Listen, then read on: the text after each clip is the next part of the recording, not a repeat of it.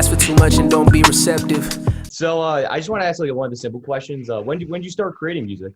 I started creating music my sophomore year of high school. My friend, he used to know a guy. Well, he had a friend who was also in the same grade as him. They were a grade above me. I was a sophomore, they were juniors. But he had like Pro Tools and a studio. My boy Peter, he's actually had a lot of talent from Portland recording out of his closet. He was barely 17 years old. So up in the hills in like I want to say East Portland. That's when I had my first recording session. Actually in their high school's band room, yeah. It was real silent and all that, but that's when I started making music around like 2009. Yeah, 2009. Yeah, speaking on that, do you like recording like a studio, or do you record like you have a home studio that you use?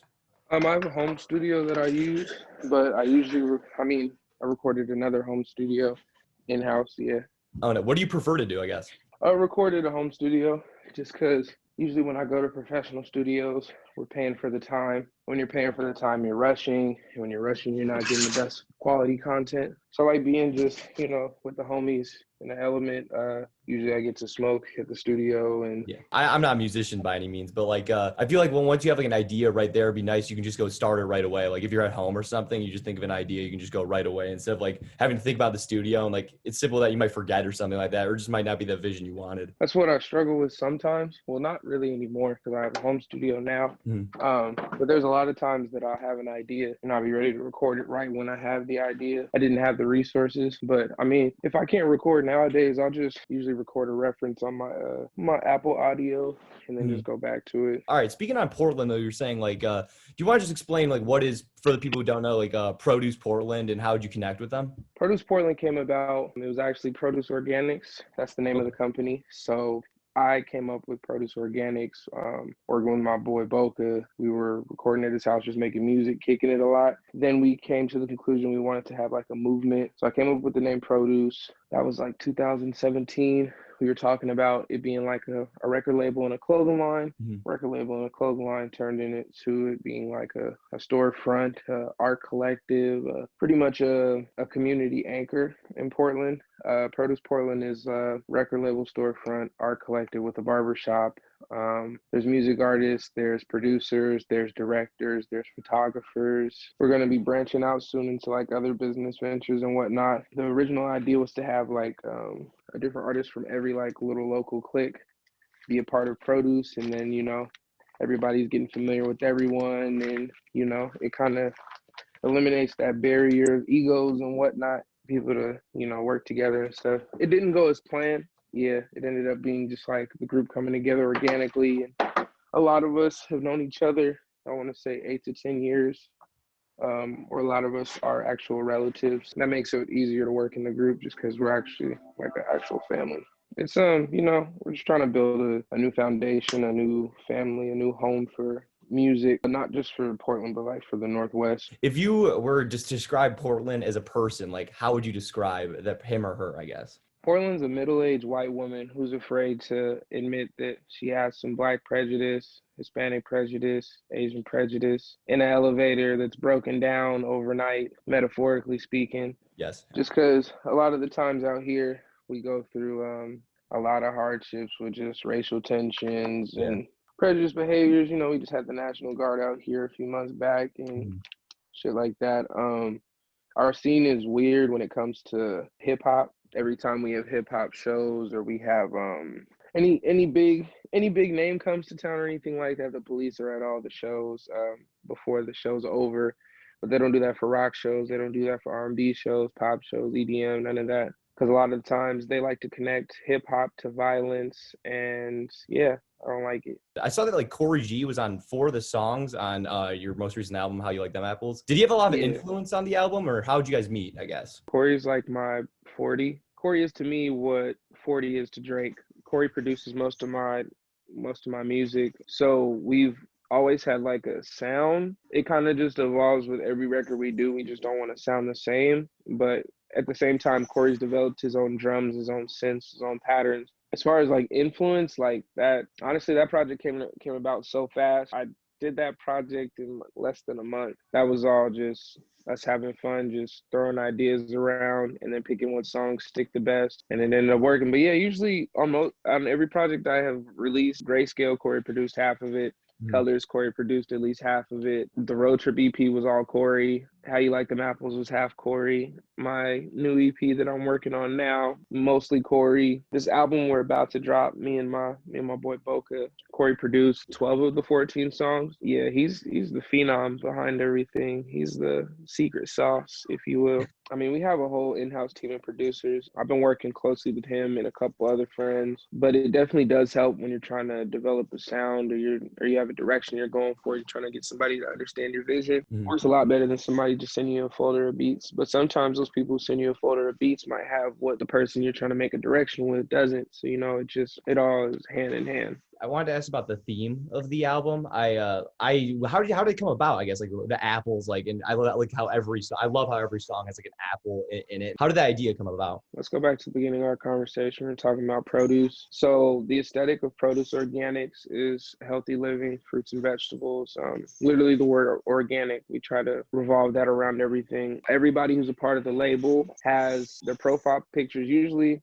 Like right now, everybody's profile pictures are different. Usually we have profile pictures of fruits and vegetables that we are associated with. Everybody has one. I'm the apple of the group. Focus the grape. We have banana, dragon fruit, avocado, pineapple, cherries. The list goes on.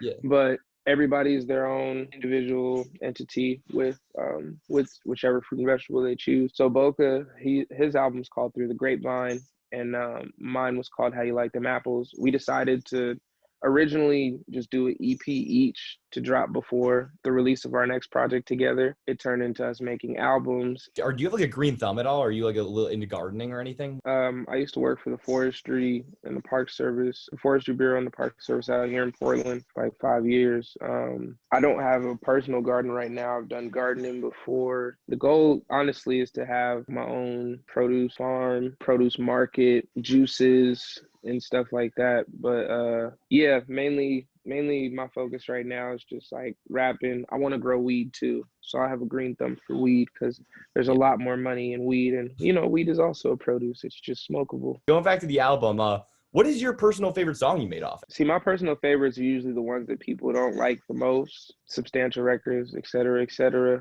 It's like a three-way tie. It's between Apple Turnovers, the Big Apple with Red Veil. If you knew the process of how we made that song, literally that song got made in less than a week. Like I did the verse and I hit Veil. It was like, could you give me a verse for this album I'm trying to submit by this Friday? He was like, I got you. And he's still going to school and shit, so Yeah. He hits me back after class, sends the verse back, boom. It just went either those two or applesauce, just cause that's my preferred vibe. I mean, all my music is like smoking kind of music, but I like smoking in my songs and, indulging. And that one is like my favorite one to indulge for sure. Yeah, actually, I interviewed Red Veil like 6 months ago, I think like in July, and he's so intelligent for his age. It's just crazy. Yeah, that's the little bro. I got a decade on him. I didn't even realize it. Yeah, because when we first linked up and we were talking, I didn't even know he was that young. He was like, wait, how old are you? I was like, bro, I'm 26. He was like, oh shit, so you're the big bro. I was like, yeah.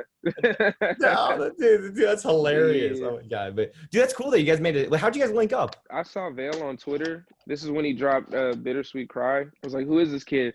And he had just started popping off. Like he got a repost from the Dreamville page, and I was like, "Yo, who is this kid?" And then I texted him, I tweeted him, I was like, "We should work on something." And this is when Vale had like less than 1,000 followers on Twitter. I'm like, "Yeah, all right, let's do something." And we sent a couple tracks back and forth, and then that one came about. We're actually about to work on something newer here in a second, but I haven't got the chance to finish it. I work with other producers, but I produce Lightweight. I'm going to be getting into that more now that I have a home studio and shit. I just got Ableton. I'm going to be recording and making beats off of there. Boca and I are about to drop the sequel to this EP we dropped called Garden Boys. You can listen to that on all platforms. I produced the intro on that, and that was, almost 4 years ago now. So, I mean, I know how to make beats and stuff, just not how I want to. But when I get more comfortable in that realm, I'm probably going to be producing the other half of my albums. You have like a background in like fashion, like in the fashion design, right? Like design world? Correct. How would you say that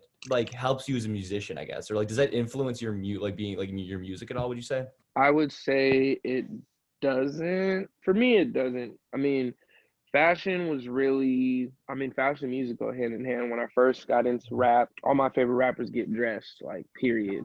A lot of people who talk about the importance of fashion in the music industry and say how it isn't as important, but literally, that's the first thing a lot of people go off of. Like, well, what are they wearing? Or what name brands do they have on? Or what kind of car are they driving? Or I feel like, dude, I was a product of that. I remember when I started listening to Earl Sweatshirt, he said Huff clothing articles. I was like, yo, I got to start buying Huff. And now I buy Huff all the time. It's like, you're kind of a product. And when you see people like that wearing, or like, I love wearing golf. I love golf clothing a lot because it's just like, yeah, it's Tyler, the Creator's brand. Like, I feel like connected to it. yeah, and it's good quality. I love that brand.